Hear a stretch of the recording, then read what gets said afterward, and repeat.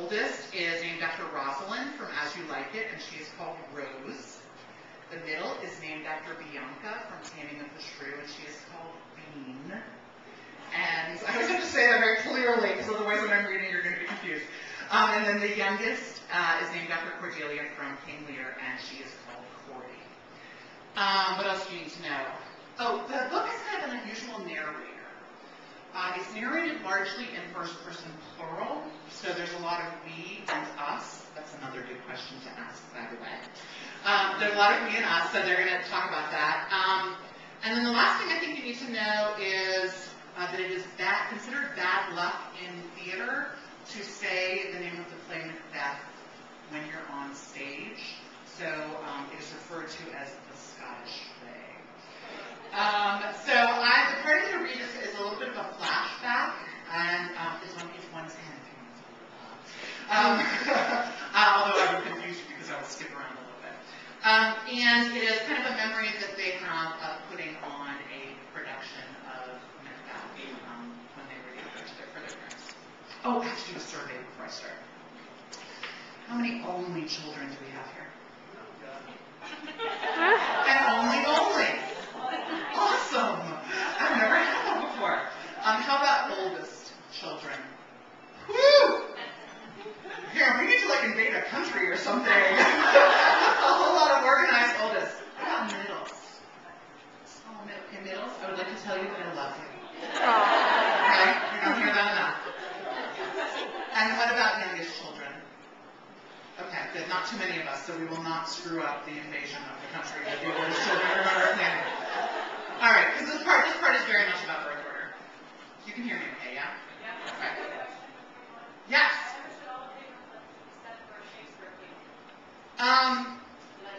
No, I didn't really elaborate on where Shakespeare came in. It's kind of the short, it was my way, like I said, all families have their own languages.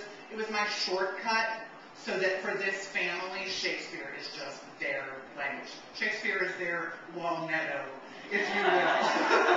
But if you want to ask about that later, I can talk a little bit more about the Shakespeare part, because it's interesting. Okay. Here's the good thing about being the oldest. Control. Here's the bad thing about being the oldest. Control. When Bean arrived, something in 3-year-old Rose's mind clicked, and she knew that if her coveted role of only star in the Andreas sky had been wrested from her, then she at least would have the glory of playing the director. Chips would not fall where they may, but where she said they would. It was still Rose's world. Bean was just living in it. When Cordy turned 6, Rose finally deemed her old enough to take a speaking part in the frequent plays we performed for our parents.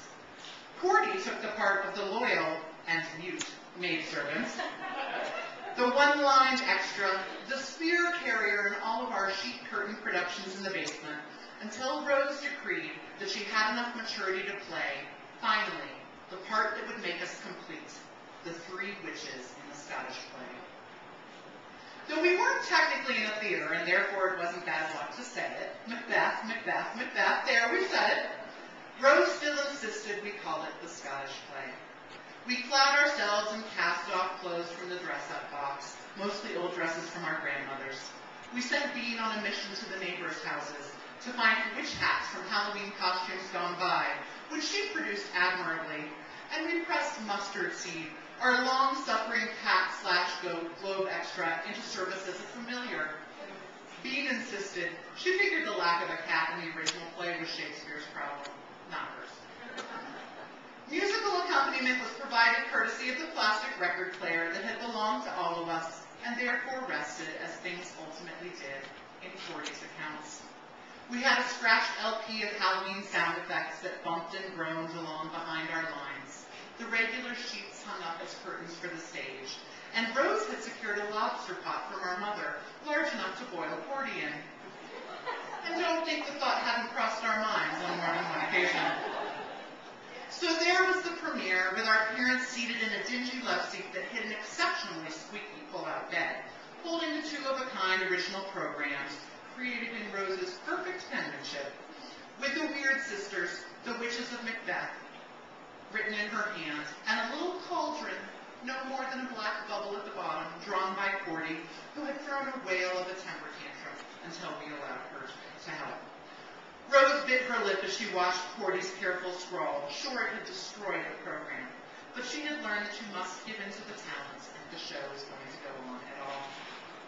The curtain opened, the gas fireplace crackling coldly behind us, and we began, our own carefully cribbed script set in front of us as we stirred the giant pot full of air. "Speak the speech, I pray you, trippingly on the tongue," our father cried out before we could speak, and he and our mother applauded wildly. Rose hushed him, breaking character and frustration before turning back to the long wooden spoon we had liberated from the jar above the stove. Rose had neatly excised all of the extraneous characters, which made it an extremely abbreviated production. We had at one point dispatched Cordy to our mother to request a brother, as he would have been enormously helpful. But our mother said it was not likely, and in any case it would take an awfully long time, even if it were to happen. So we settled for the abridged version. Rose kept the first witch's part for herself, being as it was the one with the monologues, and the first to speak besides. And Bean played her part with a great deal of hair flipping, which she had seen on a television show during a sleepover at a friend's house. And Cordy got lost repeatedly until Rose hissed at her in frustration to keep her finger on the lines. When we finished, Rose was nearly in tears, frustrated with the way her great dramatic vision had failed to align with reality. "That wasn't right at all," she cried, and would have commenced pointing fingers had our parents not stepped in to console her. Bean and Cordy couldn't have cared less, as Bean was still practicing her curtsy from the curtain call, and Cordy was chasing Mustard Seed around, attempting to complete his costume with her witch's hat, which he, not surprisingly, wanted no part of. "Your play needs no excuse," our father said. "I found it lovely. It covers all the important parts without any of the major characters. Brilliant adaptation." He kissed Rose's slightly hat-haired head. "I agree," our mother said. "I always thought the three witches were the best part of the play anyway." "Of course," our father said. "It was convenient of us to have you three so we could have our very own weird sisters." He gave our mother a wink over Rose's head. "But Cordy did it wrong," Rose objected again. "No, she just did it differently," our mother soothed. "But it doesn't matter, because aren't the best plays the ones that are different?" Well, no. Not always. We saw one production of Much Ado set in a USO in World War I, and that was quite good. But then there was the infamous Naked Midsummer, and the Reverse Race Othello, and those were both awful. But Rose learned an important lesson. People don't always do what you tell them to do. In the interests of fairness, though, we must remind you of the other side of this. Rose is the only one who can get us out the door on time when we have theater tickets or are trying to get to church services. When our mother left pans of carrots boiling away to charred messes on the stove, Rose made us peanut butter and jelly sandwiches, cutting them neatly into sailboats for Cordy.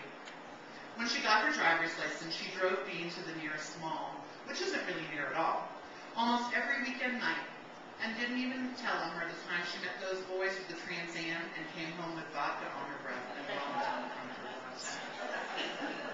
And she helped Cordy sew her graduation dress, even though she thought it looked hideous. And she was the professor in the math department whose course evaluations from her students always began. "I always thought math was boring until I met Dr. Andreas." And as much as she hates us for taking away her throne, she has never, ever pushed us off of it. And she would be none of those things if she weren't the firstborn.